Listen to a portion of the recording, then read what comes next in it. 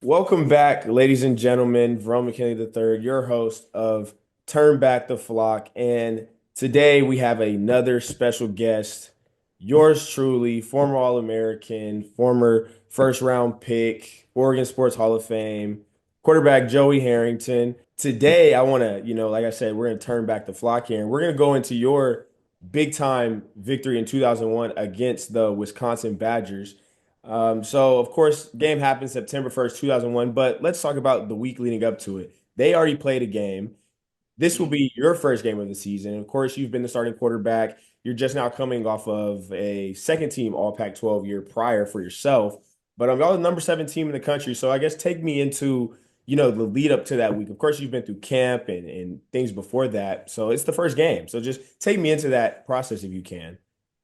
Well, honestly, our lead up to that game started way before that week because we had played them the year before, right? We'd played them in Madison and lost. Tough one. A It tough was one. like 27-24 or something. Like it was a close one. And that place was crazy to play at Camp Randall. But everything prior to that first game, I mean, that was when the billboard went up in New York City. That was when Oregon really started jumping into the national discussion, right? We threw ourselves in there, like because the two previous years it was just like, we were the kids like knocking on the door, like, hey, pay attention to us, pay attention to us, pay attention to us. And then to end the year before we go out and we beat Texas. And then it's like, oh, okay. So the country's starting to pay attention. They throw the billboard up in New York City, and it's like, oh, like these are these guys. And then we start the first game on national television against Wisconsin, who had just been to the Rose Bowl. It wasn't the last year; it was the previous, the year before with like Ron Dane and that crew. And it was weird because half of we had our internal build up, right? Game prep, feelings from the year before. But then you had like this exterior, man, I don't even know what to call it. Like half the country was rooting for us because we were the underdogs, right? We were the new kids on the block. And half the country wanted to see us fall on our face because they were saying, who the hell are you to put up these billboard in New York? And who do you think you are with your uniforms? And like, so it was looking back on it, there was so much more surrounding that game than just two teams playing. Right. Right there was. I've talked to my dad a couple times and about this, and it's like if we'd lost that game, I go, it could be a very different picture than it is right now for Oregon football because we would have so quickly just been written off. Mhm. Like, all right, it's a fluke. Turn the page. We're moving on to somebody else. But the way in which we won it, let's just say the fact that we won it and the way in which we did it just said a lot about the makeup of the guys on that team and and how focused we were on our job, like our goal. Like we sat down. I remember we were. Did you have to live in the dorms when you were there? Or are you guys already out in the? I lived in the dorms because I went early. I lived in the dorms through like that first term, and then once summer hit, we were off Then campus. did you what Earnhardt or were you in the? No, Where did you live? I was in Global Scholars, one of the new ones. I Ooh, started off in wow. Watson. I actually started off in Watson. Oh, like old school. Okay, And so then we we were. moved. So There was a focus on that 01 year, right?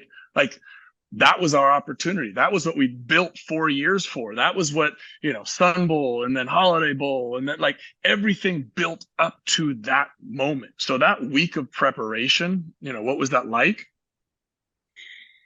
It was truly like the culmination of 4 years of preparation. wow. And and and then we were off. Like it was looking back, I can't believe, yeah, like that was, but when you're 22, 23 years old, you don't know any different, right? It's just a game week, right? Another faceless, nameless opponent. But looking back, it's like It's that there was a first. lot riding on there was a lot riding on that week. It's that first one, and it's already they're 23. They're number 23 team. Like you said, you just lost to them a year prior. It's deeper than even what the country conceives to y'all, especially being older. You've been through all these big games before, and it's like we're gonna get over that hump this year. So I fully understand being in your fourth year of this has to be the year where it clicks in every phase. So even better. I'm glad you talked about it, but we're going to get into the actual game itself. But before we get there, of course, there's the new era of the Oregon uniform. Some will say, you're a big piece into bringing that to where it is now. Are there any game specific accessories, or are you superstitious about anything you have to wear during the game? I need to know this. So funny. Our year was I guess it was 99, was my sophomore year where the uniforms switched. But we still only had one road uniform and one home uniform. We had our greens and we had our whites, and that was it. Like we weren't changing helmets and we weren't changing, jerseys. And so the one thing that I had that I wore, and if you see, I've seen pictures of it now and look back, it's like, damn, that was probably pretty gross. Is I had that wristband where we would put our card calls. So you know, God, I still remember them. Like you'd signal the play in from the sideline. It would be right Tom 740 Gator. Oh no, we couldn't go Y read out of Tom, so it would have to be left twin light 740 Gator Y read, right? So you can do the quick stuff with hand signals, but if it got too long and they couldn't signal it, then I'd have it on the wrist, and they just go, card Or call one, yeah. yeah, card call one, and you'd look down and you'd read it. Well, so I never washed that, and and so we'd be in like all whites and white long sleeves, and then I'd have my card call wristband that was like this dingy brownish, like off off white kind of thing. So that was the one thing that I always had to have, and You don't it think was you should have gross. watched it once? You didn't just think like let's watch it one time at least. Or No, see, because I think what happened is, so when I started playing halfway through my sophomore year, we won the last six games, right? And then I was like, well, it's got to be lucky, right? Because we're undefeated. that's how it always starts. I'm not gonna. And so then it's like, well, you can't wash the luck off of it. And so then I think it was the second game of the year we lost at Wisconsin junior year in that close one. And I was like, let's give it a, one more chance. And then we went on like a 9-game winning streak junior year. You could And I was watch. like, well, now you definitely can't wash it because now you're like 15-1 over a 16-game stretch. So it's like locked in.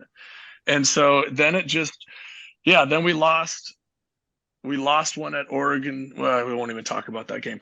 And then we won the bowl game, and then the first six games of the next year. So then we had another stretch. So it's like every time you'd think about washing it, like we just go on a winning streak. So like, no, you can't.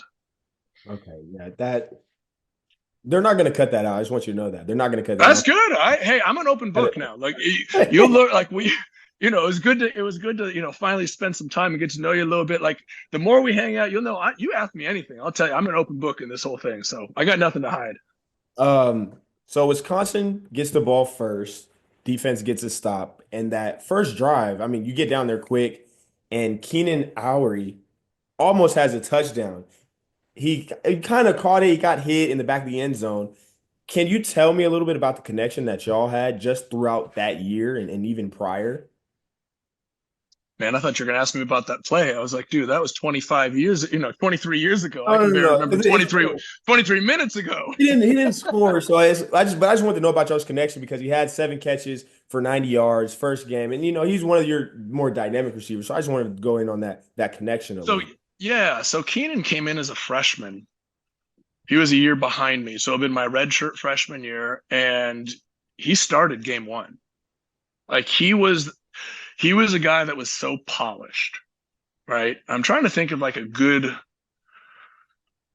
comparison because he wasn't tall, he wasn't overly fast, but he was so precise in everything that he did. Like you need him to push through 12, break on 13 and come back to the ball. Like you knew exactly where his foot was going to be. I could read him like a book. Running a square out, I'm cutting that ball loose before he even thinks about making his break because he was so he just got it, right? Some guys are just really incredibly athletic. Sammy Parker. I mean, I couldn't figure that guy out. He was so fast and that I could never throw it to the right spot because his body was moving so quick. Like I never quite got on the same page as Sammy, but Keenan, I absolutely knew everywhere that he was going to be every single time he was going to be there because we did it for 4 years too, right? It's great to have a guy like that who can come in 1 year, like you can build that, you can be comfortable with somebody. But when you spend 4 years working with somebody who is so precise like that, like we would get down into like the little tiny details of like, hey, my head's going to go this way. And my head comes over here, I'm breaking that way. And like, I could see his ear hole and now I'm cutting the ball loose. Like I got to the point where I could read you read his hips. Like he's running and, as a DB, like you can kind of see a guy's shoulders, you start to squat, he's going into his break. I could see what his hips were doing before he hit that squat. Like he was my security blanket, right? He and Justin Peele were like, those were the guys. And see, And I knew if it was third and six, third and eight, like I knew where I was going. Like those were the guys. Keenan outside, Justin inside. and it's funny you say Justin Peele because 6:30 left in the first quarter. Dale Wright has an interception on Jim Sorgi. He gets hit. I do remember that one. Hit and he kind of catches it. It's funny. He probably would have scored. He got I thought he was going to score, but he got tripped up. and literally the next, I think it was second down, I believe.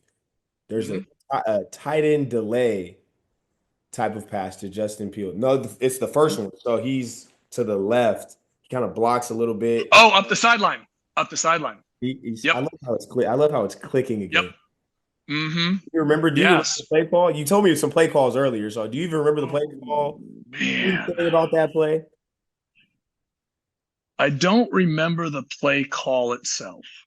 I remember him going up the sideline because it was on, and I can't remember if it was an outside backer or a corner squatting out there, but he had somebody that he cleared the flat defender, right? And then, the thought is, do you lead him up the field or do you put it on in the hole? And I remember putting it on him in the hole. Like I'm not taking him anywhere because he was sitting right on that spot. It was on the northeast side of the field on about the maybe 5 or 10 yard line, bam, just stuck it on there and he got him. I remember that play there. I don't remember the play call, but like, again, Justin was one of those guys that, and he'll tell you right now, he wasn't overly fast.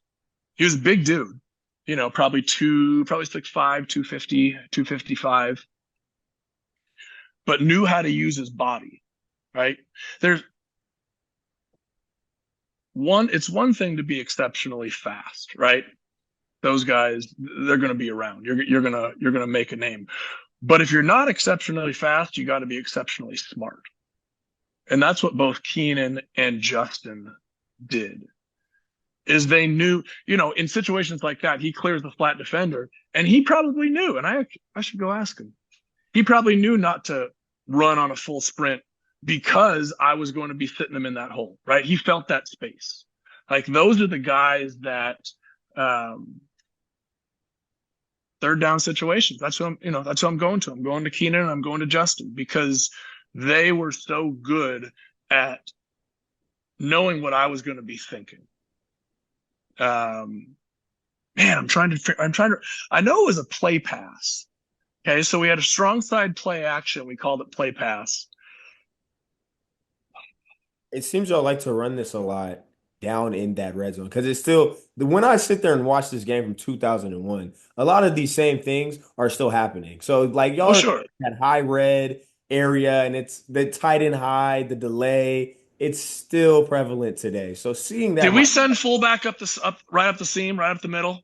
I believe so because it was a play pass, and you could tell because he blocked at first. He blocked whoever it was, Hmm. beside him, and then he releases late. I want to say The it was ball, like the ball play behind pass right, F line, Y delay, something like that. Like, you hit the ball and everything. Like you stood there for a second, and then you released. uh-huh. So, and we'll get to another one a little bit later.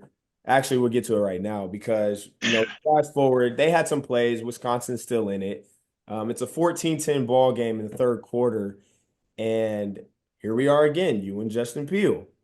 Mhm. Another tight end type of high play. This time though, you're going to the where you run out the Going to tunnel. the west. We're going to the west. And Mhm. he kind of chips a little bit. It's a true high play this time. He chips a little bit, goes under and works his way up. You, Drags across the field. Was it a half roll too? yes, it was a half roll. We half rolled right, and I threw it back left on a wide drag route. Yeah. Uh, Again, like he's one of those guys that kind of got lost because he wasn't someone you had to game plan for, right? He wasn't a. I'm trying to think of a Travis Kelsey kind of guy. He wasn't even like, I mean, that time in the league, like Mercedes Lewis, right, from UCLA, like guys who are just exceptional athletes that you say, oh, I got a game plan for this guy. Justin wasn't that, but he worked so hard and he knew football so well that he ended up being an all conference tight end and playing what 11 years in the NFL. So yeah, that was like so many times in this game. Then now that I'm looking back, like you you come back to the comfort zones, right? Sure, there's going to be big plays through the year. You're going to hit a big one to Sammy. You're going to have a trick play. You're going to have some sort of explosive plays. But when you need a play, it was Mo Morris, it was Keenan, it was Justin Peel. Like those were the guys that we continued to come back to. Um, yeah, that was you're taking me back here, bro. All right, I'm starting to figure it out. You're helping me out because you just mentioned another guy, Maurice Morris, and of course Wisconsin goes. They have another. They actually respond. Anthony Davis, big run, and probably midway through the Mhm. third, he goes for a touchdown. But then boom, you guys come right back. Ontario Smith has a huge run to get you all the way down there, and you kind of have a play where it's like I don't know if y'all were on the ball or not. I don't know, but nobody behind you. It's kind of like a overloaded. You had formation to the boundary, and you throw a quick screen to. Oh, yes, because that was our goal line. That was in our goal line package. Okay, Jeff Tedford, the most brilliant football coach I've been around. He would. Okay, there are times in the NFL where we'd be sitting in install. Right, I'm going on a little tangent, but I'm gonna get back here. Right, and they'd be putting in the two jet flanker drive. And last week we ran it out of a 2x1, and this week we're running or a 2x2, and this week we're running out of a 3x1. And I would ask like, well, why are we switching up the formation? Well, because we ran it out of 2x2 last week. It's like, well, no, but why? What do we see that says running this play out of a 3x1 set is going to get us the look that we want? Jeff Tedford, I'll never forget this. I came into so we would go to school in the morning, and then we'd start our meetings at like 1 o'clock ish in the afternoon and go through all the way, into the evening through practice. And I came into a practice, and he had a notepad with a bunch of scribbles, like unlegible, and he slides it across the table. He's like, "Hey, what do you make of this?" And like, there's X's and lines and zeros. I was like, "What? what the hell is this? And he says, well, I woke up at like 4 in the morning and I had this great idea on what to do, on our third down package. And so I wrote it down and then I went back to sleep. But I can't remember what I wrote down. Can you make anything of it? Like that's the kind of guy he was, where it's like he was always thinking football. So that goal line package is we would shift to an empty. All right, we went empty on the goal line to see how they adjusted. Right? Did they bump the backer out? Because what he saw, God, I can't remember what it was exactly, but they would slide a linebacker over and vacate a zone. Right? So the first time we did it, they didn't bump the backer, or they didn't vacate the backer. They just split over. And he's like, hey, if they don't put a man on him, stand up and throw the ball to him, and he's uncovered. Like it's essentially like the first versions of bubble screens, right? That are now just like so prevalent. But that was what he was thinking, is like, if they're not going to put a man over the top of Mo, stand up and go like that. So that's what I did. I just stood up, bam, and did that. And I'm sure you're going to get to it, but that led directly to the play that won the game. Okay. So, okay. Oh, this is great. This is great. This is great. So that happens to make it a 24-21 ball game. Oregon blocks a kick to kind of end the third quarter, but we're not going to talk about what happens after that. We're not going to talk about it. Block the kick. Life of a quarterback. We're not going to talk about it. It's okay. Oh, I threw a pick. I probably threw a pick. Hey, we're here to talk about the positives. I think I threw 2 picks that game, didn't I? Yeah, but look. Hey, look, I told you I'm an open book. Like, hey, that's. Hey, look, it happens. That's the life of a quarterback. They get paid too. It happens, right. But it doesn't matter, because what matters is what you do. Competitive greatness, being your best when your best is required. 6 minutes to go. It's 28-24 Wisconsin. You gotta walk them all the way down, because you're down. You're down to 6 minutes to go. Do you remember anything about that last drive you had? There's about 6 minutes left. You're down 28-24. You need a touchdown. Anything you can tell me? Anything you remember? No, nothing. Okay. I literally got, because here's why. I remember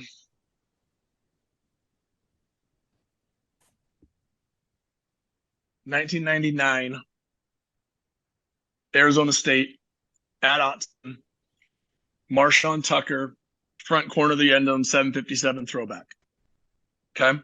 That was like the first fourth quarter, like drive the field, back when, Autzen goes crazy kind of moment that we had experienced as a team.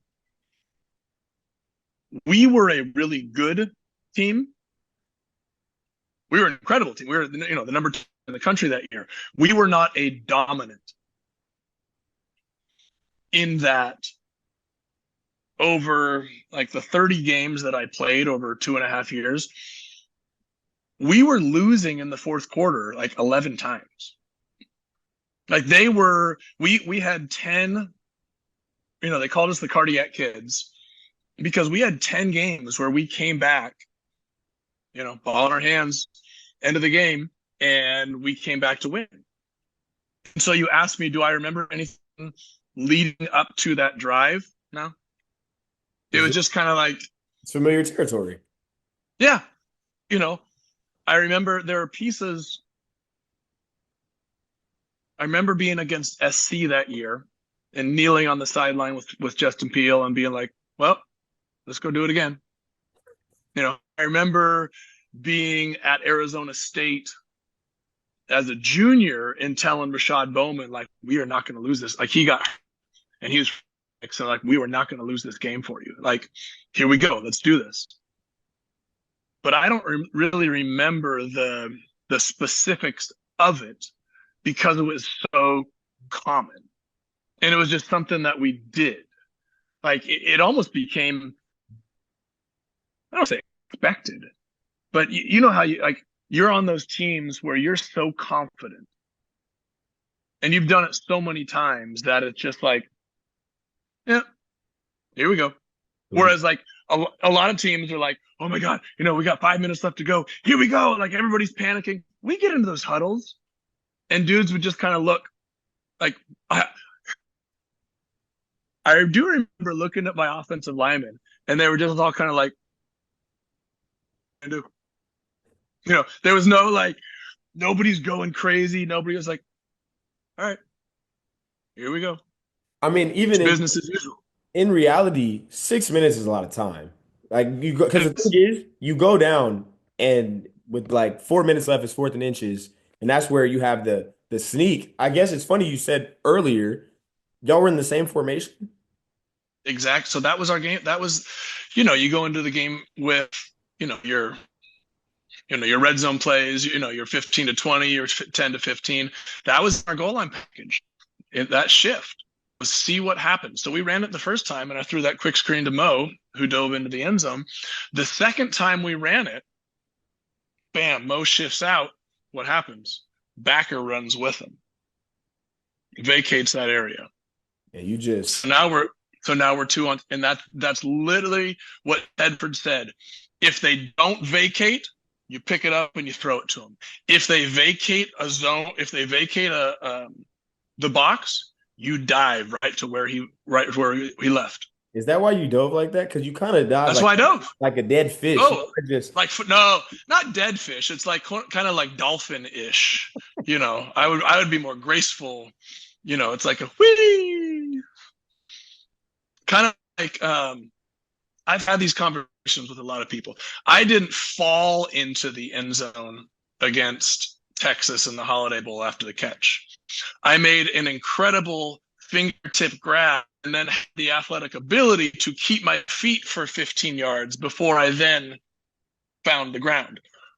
It wasn't dead fish. It was dolphin, you said. no, actually you said that now I got like this picture of like a salmon trying to jump up the salmon like the fish ladder. That's exactly what it was. It was like a salmon trying to go up the ladder. And it's just funny because like nobody hits you, honestly. Like it was vacated, like you said, so it's just you're just jumping. Whee! That was it. That was So the game plan. It's like we knew that they'll cover it one of two ways. They're either going to bump out, like they're just going to extend the zone, in which case Mo's going to have a giant space, which he got, or they're going to run and they're going to vacate a spot in the box. And Tedford said, if you do that, just go salmon ladder, go dead fish into that vacated spot. Bingo. so boom, you go up. And of course, y'all go and win this game, but were you nervous ever from the point of y'all scored with so much time left that, oh man, they may go down and score, we got to do it again? No, no, I wasn't. And again, like you look back on this and say, like, why in the world weren't you nervous? Why in the world weren't you nervous coming? Like what we talked about at the beginning. Like we had so much riding on that, not just that game, on the season, on the program. Like this was literally like everything had built. You go back to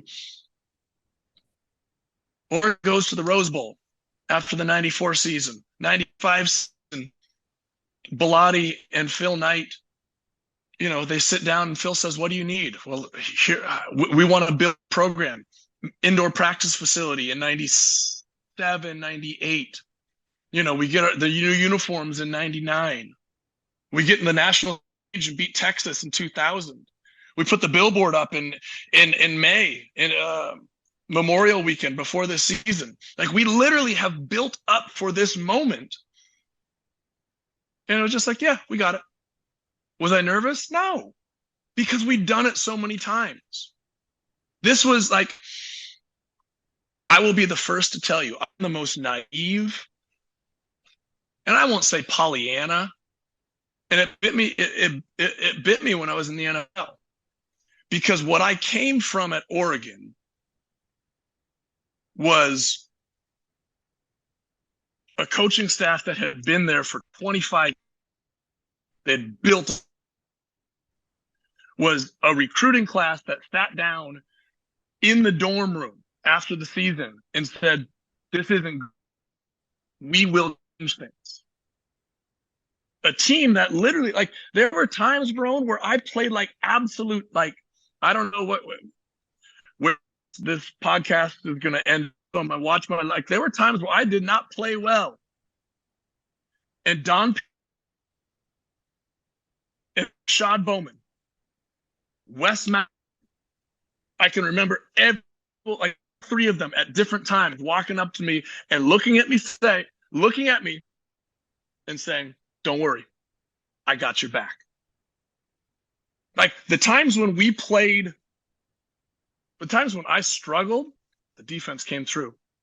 The times when the defense struggled, we were killing it on off. That's how our team worked. Complimentary football. And I didn't know any different. Right? And so if you don't know any different, you don't have the experience to say, man, I should be really nervous right now. That's all I knew. We went down, we scored. Cool. Rashad, go get him.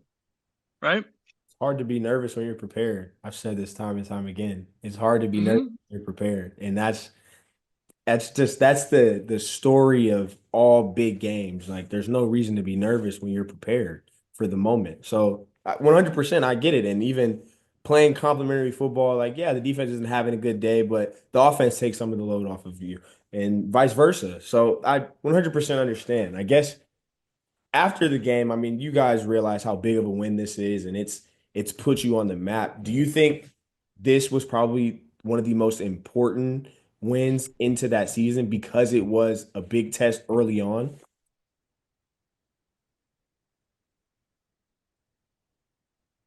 Yeah.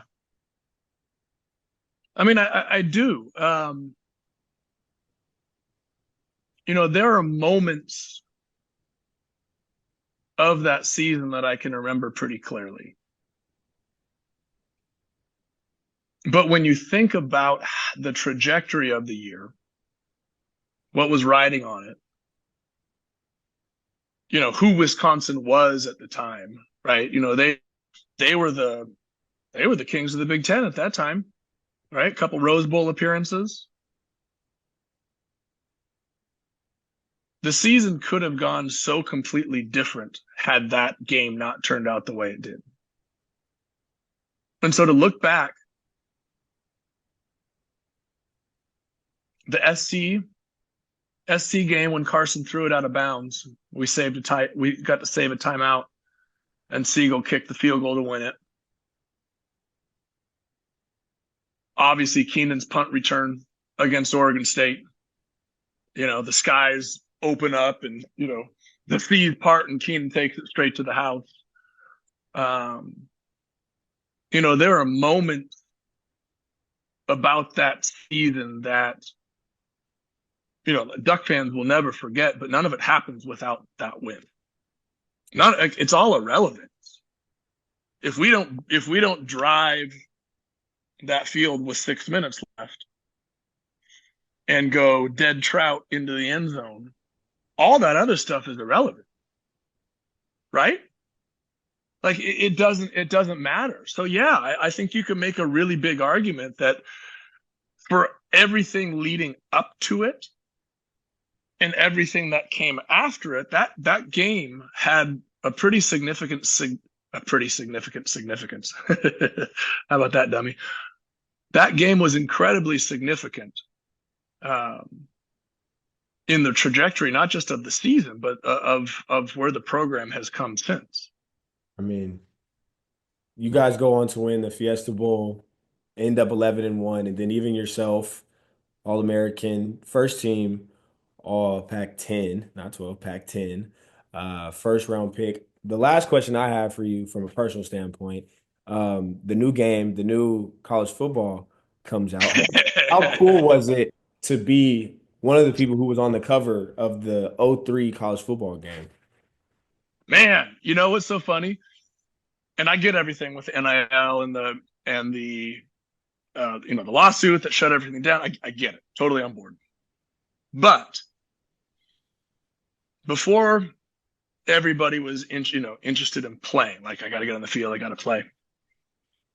What guys really wanted to do is they wanted to play well enough to get on the depth chart. because if you get on the depth chart, you get in the video game. Was that the because if you were fourth, you ain't getting in the next year's video game, right? So of course everybody like immediately as soon as the game comes out, like you go right to you get it and you go and you sub if you're a backup, you substitute yourself in and you take out the starter and then like so you can play and it was never your name, right? It was QB number 3 or it was DB 23, right? They couldn't use your name. But oh no, you knew if you were in the video game. And so to be on the cover that next year, man, that was there were some cool moments that came after getting drafted. Um, man, playing Madden with NSYNC in Jamaica. Um, being at I was right there on the field as the Patriots won their first Super Bowl. Like, but being on the cover of that video game, like that was that's up there, for a 23-year-old kid. The funny thing is, so they came out with a new one this year, and I got a call from like, hey, you want to be in this year's college football game. I was like, for what? It's like they're putting together like an old person team. It's like, all right, cool. So I guess I'm in this one, but I haven't seen it yet. So maybe you could figure it out for me. And you played it yet? Of course. Come on now. Okay, so try and maybe they're just lying. Maybe they just sent me a check and didn't actually put me there. But if you can find me in there, let me know how I do. Okay. Okay. You'll probably be on like Ultimate Team or something. So and there's still some more weeks in the season. They unveil new things as the season goes. So I'm sure you'll end up at some point on there. I feel like after the win against Ohio State, they'll probably have a big Oregon pack and it'll have everybody on there. So, but Joey, I appreciate your time. This was phenomenal. Thank you so much. And go Ducks as always. Hey, so great, buddy. Good to see you. Good to talk to you, and definitely go Ducks.